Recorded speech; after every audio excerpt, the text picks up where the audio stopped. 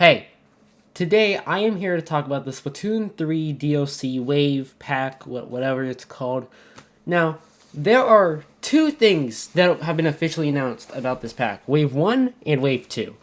Now, I'm going to talk about them because I have some thoughts, I have some opinions, and some theories that, what's going on here. So let's talk about it.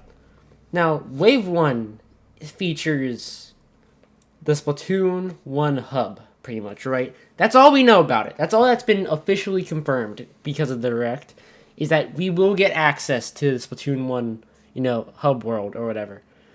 That is cool. I will say, that is cool. But, one thing I do wonder is, what else can we do here? Because don't get me wrong, while that is cool, and while I have already given Nintendo my wallet, well, not literally, obviously, but I'm pretty much getting it day one. Let's just put it like that. But, now, while me and many others are already immediately buying this as soon as it comes out, if not already, because you could actually pre-order it. I'm not pre-ordering it, mainly because I'm waiting until next week when I get paid. But, you guys don't need to worry about that, alright?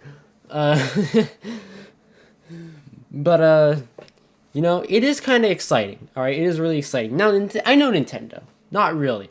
But, Nintendo have hopefully learned not to be idiots most of the time. Now, well, me and many other players who played in Splatoon 1 are going to probably get it no matter what, because nostalgia reasons force us to. Alright, now, but newer players that started in Splatoon 2 or Splatoon 3 even, they're not going to have their nostalgia pointing a gun at their head telling them to get it. They're not going to have that, so it's like, Nintendo must have something else to it, right? There must be something that we're not seeing here. So I have a few theories. Number one, we get to replay the Splatoon 1 hero mode with Splatoon 3's, more refined mechanics and gameplay. Because not only would that, okay, first off, that'd just be really cool for, people who've played Splatoon 1, but it would also be a great chance for, people who didn't get the chance to play Splatoon 1 to, actually be able to play through the story, It'd be really cool. Now, another thing that would also be really cool is if, say we got what's it called? Okay, so what if, because Spike is here, right? Spike, we saw Spike, he has a goatee now, he looks a little edgy. More edgy. But, we see Spike, so another theory I have, perhaps, by getting this DLC, okay, because Spike in Splatoon 1, for those of you guys that didn't play Splatoon 1, Spike would either scrub your gear slots or re-roll them. There was no, there was no ability chunks. There was none of that. And how we would do that is instead with the Super Sea Snails, we used coins. Much easier, much easier to come by. But yeah. So that's one thing that everyone's been theorizing out. Pretty much, we'll be allowed to re-roll stuff using Spike with just coins. I don't think we will. I don't think we will. Now, let's talk about Side Order. Side Order is the second wave of DLC, and this is I think this is going to be the main reason why Nintendo's going to want us to buy this. Because whether or not it has the stuff I talked about, the Splatoon 1 story, it wouldn't, it really wouldn't be worth $25. So, but Side Order. Side Order is going to be amazing. It looks like, anyway. It looks dark. That's all I'm saying. People have been saying, nuclear imagery or whatever. Nuclear warning imagery. That's all I'm saying, bro. I'm not an expert. Okay? I'm not an expert. But I do think that it looks really interesting. Now, on Twitter or whatever, people have been speculating whether or not it's Marina or Agent 8. I think it could be either one of the two. Once again, I don't know. I really don't know. By the looks of it, it looks like no matter what, Pearl and Marina are going to feature in some way.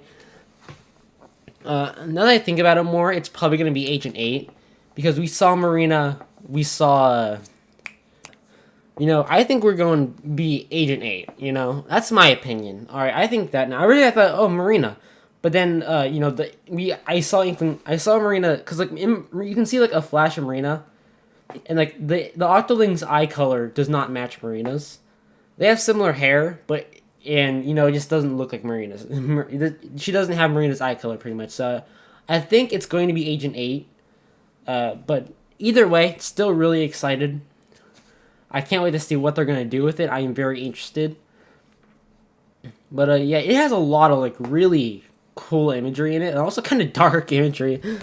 But yeah, either way, it looks like it's gonna be like a very kind of dark and more, I guess you'd say, grounded or interesting story. You know, kind of like Octo Expansion.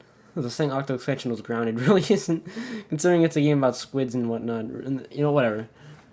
It's not really grounded to reality. Nothing in Splatoon is. Nothing in Splatoon is realistic. You think in Splatoon, swords outrange guns, alright? Nothing's realistic in Splatoon. Okay? Nothing is.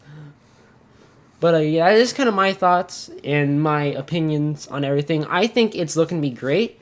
I'm speculating that we're going to have at least 4 because you can see like 4 different DLC wave banners, whatever. So I think that the other 4 are just kind of in development, but they're not.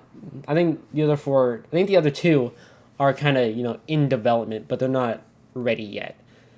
So yeah, that's kind of my thoughts on everything, and I'll see you guys next time. So all I have to say is if you guys like this video, then kind of do whatever. Like always, I'm not your boss, so don't call me your boss. Later.